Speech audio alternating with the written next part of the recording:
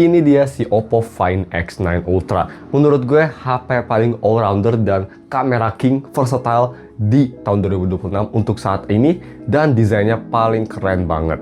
Apakah worth it dibeli? Dia harganya hampir 30 juta. Yuk kita aja langsung review, dan kita juga bakal tes gimana kalau bisa dipakai buat stage performing. Let's go!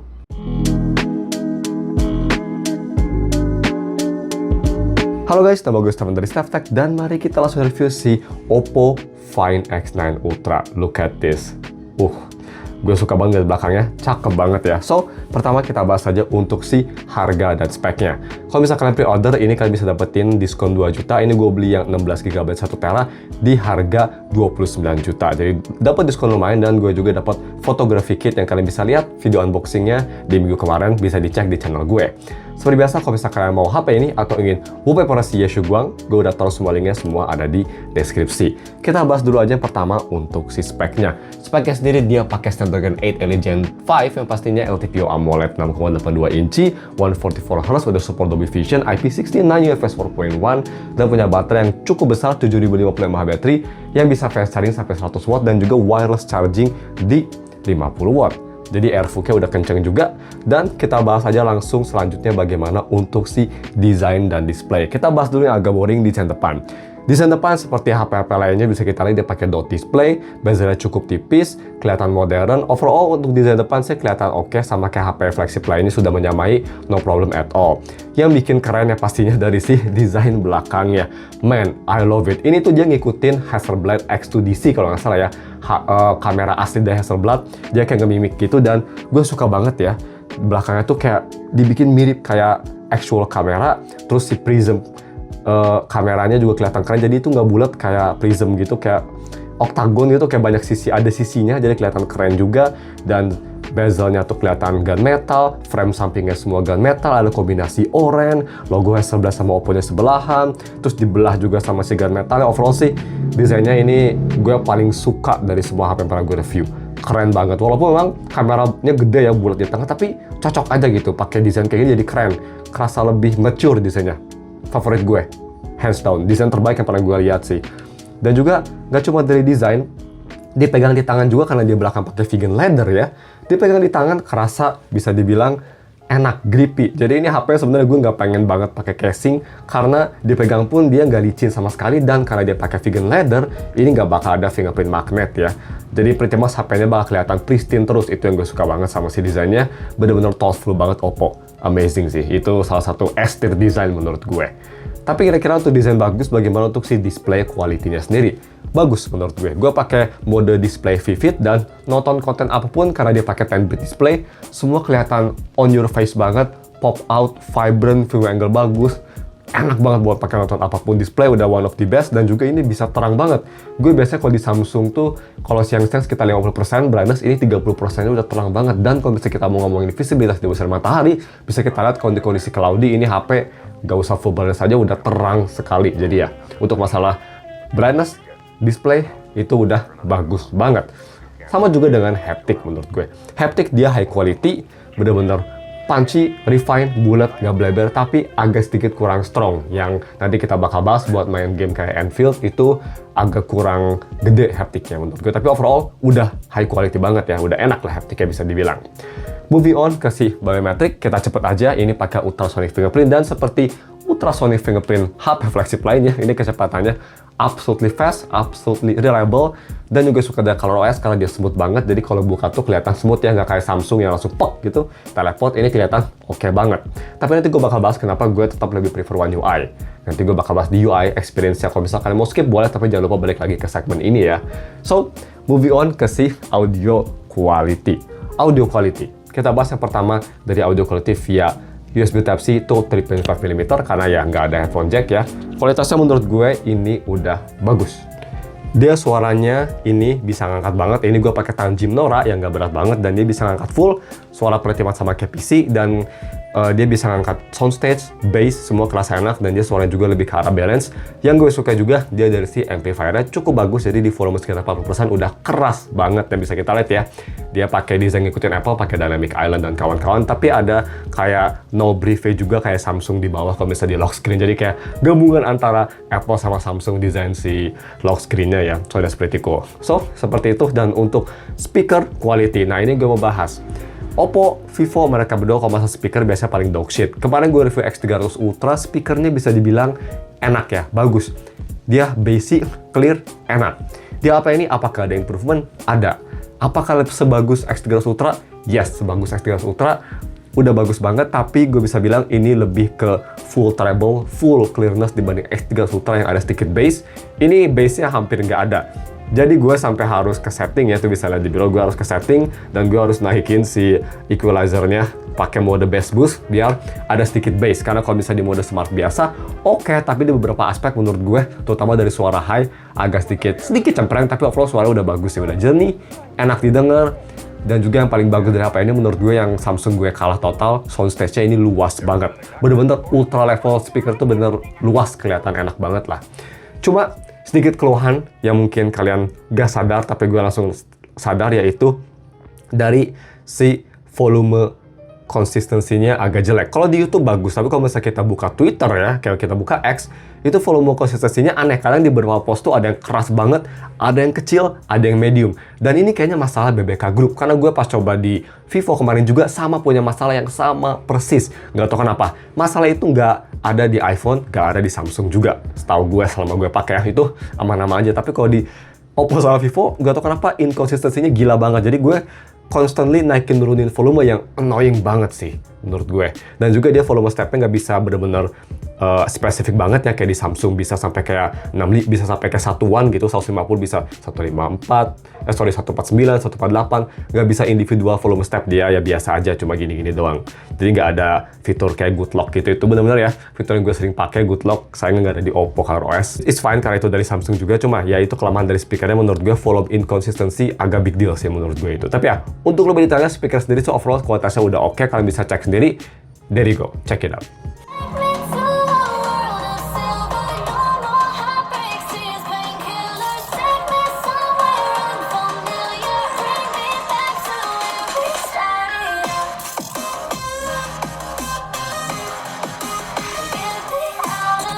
On their phones that every photographer I have sent them to has confidently said is basically not possible. But ultimately I decided we have enough questions now that we... Seperti itu, kita langsung aja move on ke aspek yang HP ini yang pastinya king of menurut gue, yaitu dari si kamera. Ini king of zoom. Tapi mari kita bahas dulu untuk kameranya. Dia punya 5 kamera di belakang, ada 3,2 megapiksel monokrom kamera buat nge-figure out warna seperti apa biar natural. Terus dia ada 200 megapiksel main, 200 megapiksel periscope, ada 50 megapiksel 10 times dedicated zoom sampai 10 kali ya tadi gue udah bilang, dan juga 50 megapiksel ultra wide. Bisa record sampai 8K 30 dan bisa pakai all lock. Jadi udah bagus ya, bisa lock. Dan kamera depan dia di 50 megapiksel juga, bisa nge-record di resolusi 4K 60 fps. Jadi untuk masalah recording udah bagus banget, dan pas orang-orang YouTuber pertama pakai kan recordingnya tuh ada masalah kayak jitter. Di update yang baru sih, gue sih nggak ngerasain masalah tersebut, jadi udah di fix langsung sama Oppo-nya. That's great. Tapi yang gue mau bahas pertama yaitu dari fotonya. Sebelum kita lihat individual foto, kita bandingin dulu sebentar sama S25 Ultra. Bisa kita lihat side by side. Untuk masalah kamera main sama ultra wide, menurut gue mereka berdua masih neck and neck.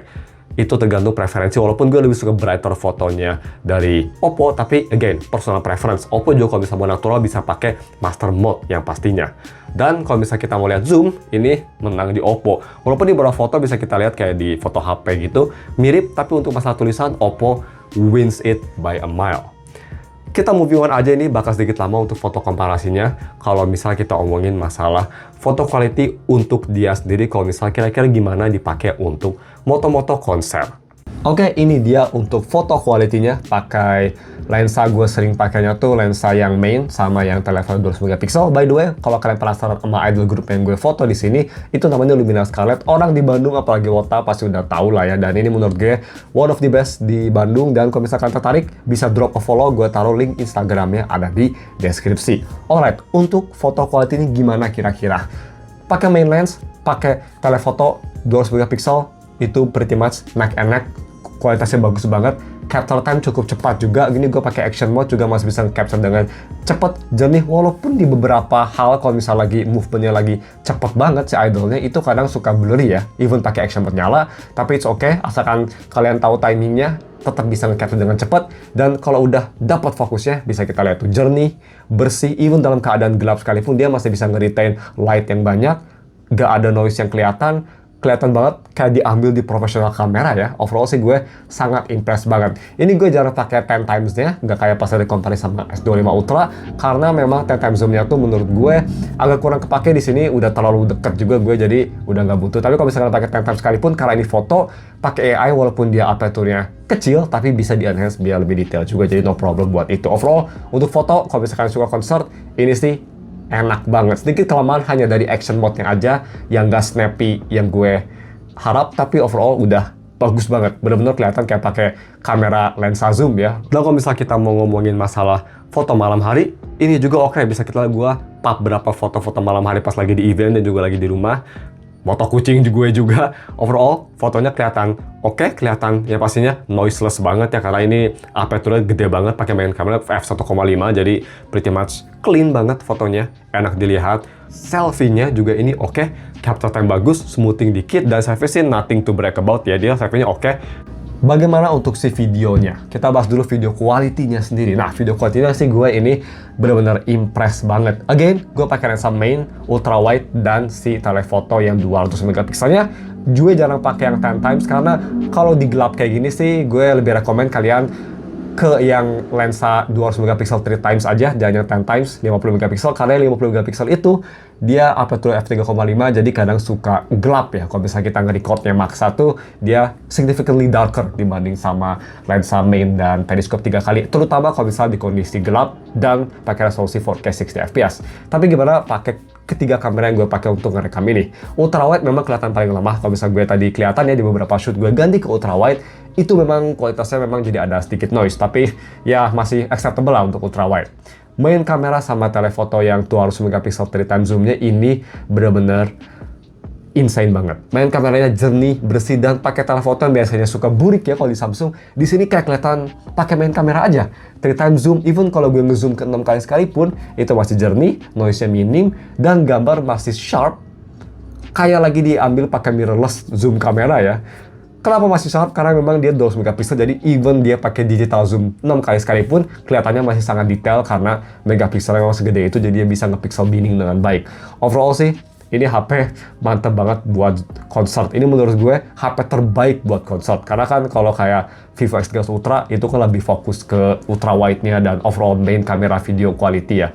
Kalau ini dia bener-bener zoom king banget. Kalau misal kalian nggak kayak gue yang konsernya nggak terlalu jauh dari gue, kalian mungkin konsert yang jauh banget pakai 10 times mungkin masih berguna, apalagi kalau konsernya gede, lightingnya gede, 10 times walaupun aperture kecil harusnya masih bisa nangkep cahaya dengan bagus asalkan pencahayanya cukup. Tapi overall untuk ini gue suka banget. Telefotonya ini kelihatan bersih banget sih 200 megapikselnya.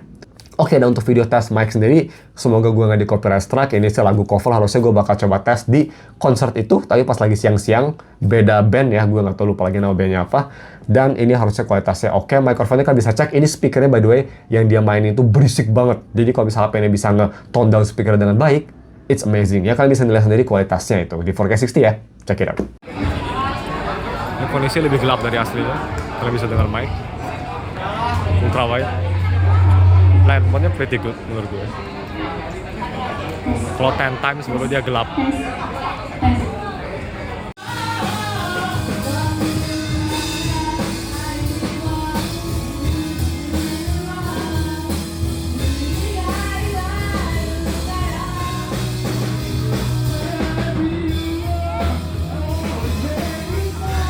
Seperti itu, overall untuk masalah foto, video, buat dipakai konser, buat dipakai untuk foto-foto asal-asalan, semua kelihatan bagus banget ya. Masih kelihatan oke, masih kelihatan amazing, dan di harga segini sih memang mahal banget, tapi gue bisa bilang kameranya ini bagus banget.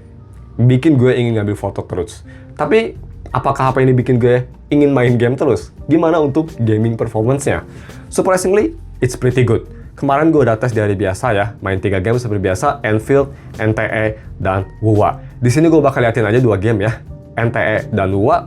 Untuk NTE case-nya itu di rata kanan, gue bisa main pretty much selama mungkin setengah jam. Itu temperatur juga naiknya cuma 42, 43. Itu di cinematic setting, memang itu game optimize banget, nyaman banget di HP ini, grafiknya bagus. Cuma sedikit bug, kalau di HP ini tuh nggak tahu kenapa si speakernya jadi kayak muffled berebet gitu loh, kayak muffled pecah. Cuma di NTE doang. Itu mungkin gamenya aja belum bisa adaptasi atau belum optimize ke HP ini, adalah tapi speakernya seperti itu kalau di NTE. Kalau misalnya kita ke Wuwa, bisa kita lihat. Nah, ke Wuwa ini kita switch. Settingan rata kanan ya, pretty much. Anisotropic filtering gue kaliin 16, pretty much to the max juga. Vulkan nyala, masih bagus. Performance oke, mostly di sekitar 59-60 fps lah ya, rata. Kalau misalkan exploring battle dikit, kita Quimpling Waste, dia turun sedikit ke 40-an, tapi overall masih oke. Bisa kita lihat tuh gue exploring, mantap. Gue misal ngelawan musuh-musuh yang di instances, smooth banget. Tapi memang setelah sekitar 10 menitan, dia bakal cukup panas dan bakal throttling kalau udah nyentuh 45 Celsius belakang dan 50 Celsius depan. Yes, ini HP lumayan toasty, main UA sampai 50 Celsius. Tapi even di throttling state sekalipun, dia FPS di cap jadi 45-an atau 45 FPS-an, dan itu pun masih oke gitu. Starter masih nggak ada, cuma jadi di cap aja FPS-nya. Dan kalau misalkan pakai cooling, sekitar 2 menitan dia bisa recover lagi, jadi lumayan cepet juga sih vapor chamber ya. Overall buat main game, kalau dia pakai Legion 5-nya kenceng, ini masih bagus banget ya. Performance-nya oke. Ternyata nggak seburuk yang gue kira. Kalau misalnya kita lihat 3D Mark ya, X300 Ultra katanya stability-nya lebih bagus. Tapi gue bisa bilang untuk masalah gaming, di sini lebih enak loh dibanding di X300 Ultra. Jadi ya, benchmark yang technical gitu mungkin gak segalanya, tetap tergantung dari gamenya. Moving on ke si Project Sekai. Project Sekai gue bisa bilang pakai 120Hz ini enak ya. Responsif banget, gak ada masalah. Tapi ada satu sedikit keluhan. Ini gak ada masalah, maksud gue tuh kalau misalnya kita cuma main note yang di tap atau yang kayak di hold. Kalau misalnya yang di swipe ke atas atau swipe kanan kiri ya, note yang di swipe ya, itu gue rasa karena dia ada kayak sedikit stickiness delay. Itu yang gue rasa. Jadi kalian tuh harus kalau ketemu kayak swipe note itu harus agak fokus, karena suka kayak si audio sama feeling type itu agak sedikit ada delay. Itu yang gue rasa kalau di high difficulty. Tapi saya itu masih oke, tapi ya bisa dibilang gue nggak bakal bisa ngasih ini di best untuk rhythm game karena ada masalah tersebut. Mending ke Vivo aja misalnya, atau misal ke Samsung atau iPhone, itu lebih baik. Seperti itu untuk si gaming performance-nya, menurut gue overall masih oke banget. Coba buat para rhythm player, memang ada sedikit bug di Project Sekai. Gue nggak tahu kalau di Bandori ya. Moving on ke si UI experience. Ini yang gue bikin hampir switch ke ColorOS, tapi ada beberapa yang gue kurang suka, jadi gue mungkin bakal tetap stay di One UI. Kita bahas dulu aja untuk UI experience-nya. Dia udah pakai ColorOS 16 ya pastinya, dan gimana untuk day-to-day performance, dia pretty much nggak bakal panas, HP-nya anget-anget aja dikit kalau misal kalian doing so much things at once. Tapi untuk multitasking, switching application, animasi semua smooth, gue udah ganti juga animasinya ke enhance biar lebih cepet, tetap kerasa smooth, enak, snappy. Pokoknya ini memang ColorOS masih menjadi one of the smoothest OS. Tapi walaupun gue bilang hal seperti itu, ini kenceng banget, ini smooth, ini enak, gak ada masalah, ada keluhan yang gue harus bilang. Yaitu, HP ini terlalu ngikutin Apple dari masalah scrolling. Kalau misal kalian nonton Linus Tech Tips, mungkin kalian tahu apa yang gue sebutin. Alasan kenapa Linus susah switch ke iPhone, karena dia udah lama di Samsung, yang dia itu, si scrollingnya itu benar-benar realistik, dan pas pindah ke Apple, itu tuh kayak di limit. Di HP ini juga ada masalah tersebut yang gue kesel banget, dan ini nggak cuma Oppo ya. Gue kemarin lupa bilang di Vivo, tapi Vivo X300 Ultra juga punya masalah yang sama. Gue bakal jelasin. Jadi kalau misalnya kita ke Samsung, kalau misalnya kita swipe kayak gini ya, kita swipe pakai jempol, kayak gini. Ini biasa tuh kalau misalnya gue gini, nah gini nih. Itu bener-bener kayak sung, kayak kerasa responsif dan kerasa natural. Gue kalau nge-flick tuh dia bisa langsung kayak kenceng banget, dan ya kerasa normal aja dan kerasa natural gitu menurut gue ya. Untuk gue merasa kerasa natural karena gue kebiasaan seperti itu. Kalau di situ kerasa banget pas gue scroll tuh dia kayak kadang nggak scroll all the way, atau kadang suka kayak nge-snap sana sini. Jadi nge-snap sana situ kadang suka kayak kadang kenceng, kadang enggak. Tapi seringnya tuh dia kalau misalnya kita swipe sekenceng mungkin, dia nggak bakal bisa sekenceng yang kita ingin tuh, kayak di limit gitu. Kalau di Samsung gue kenceng kayak gini udah kayak udah hampir instan teleport gitu. Ini nggak bisa, yang menurut kalian mungkin itu hal kecil, tapi di beberapa aspek yang gue sering pakai seperti ya lihat news, mungkin doom scrolling atau lihat-lihat komen itu mulai kerasa karena kerasa kayak agak sedikit sluggish aja. Itu mungkin kenapa gue agak kurang suka sama iOS scrolling. Itu juga masalahnya sama ada di HP ini yang gue kurang suka. Yang kedua, gue tadi udah sebutin di audio, dia speakernya gak konsisten ya untuk masalah volume. Di YouTube oke, di Instagram oke, tapi di Twitter for some reason audionya naik turun.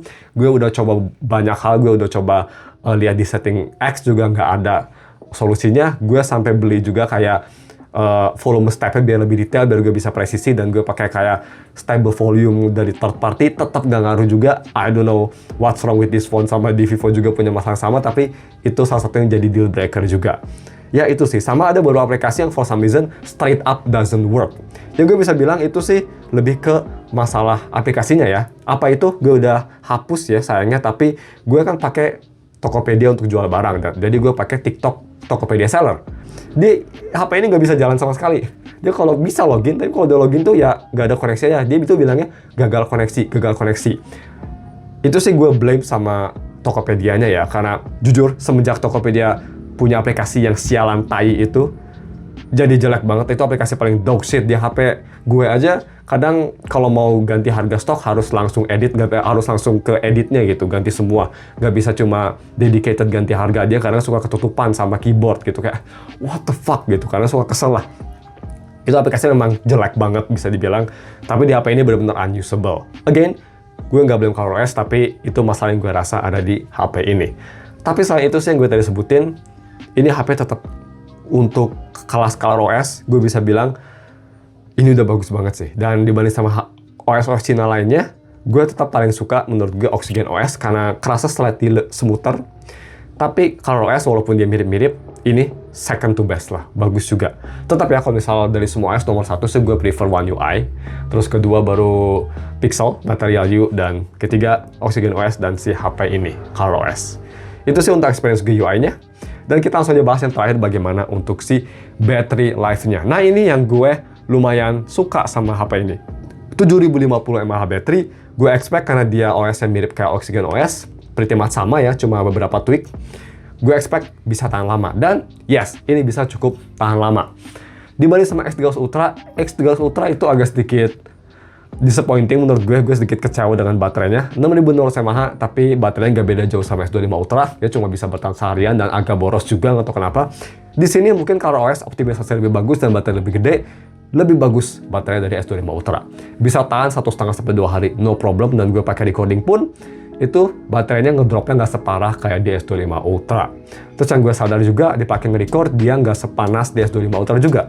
Jadi ya, mungkin dia lebih bagus juga ya, gue bisa bilang. Tapi tetap, walaupun gue bilang tadi lebih bagus ABCD-nya, software tetap lebih penting menurut gue. Jadi kayaknya gue tetap nggak bakal switch. Tapi walaupun baterai udah bagus dan ini chargingnya 100 watt, kenceng banget ya.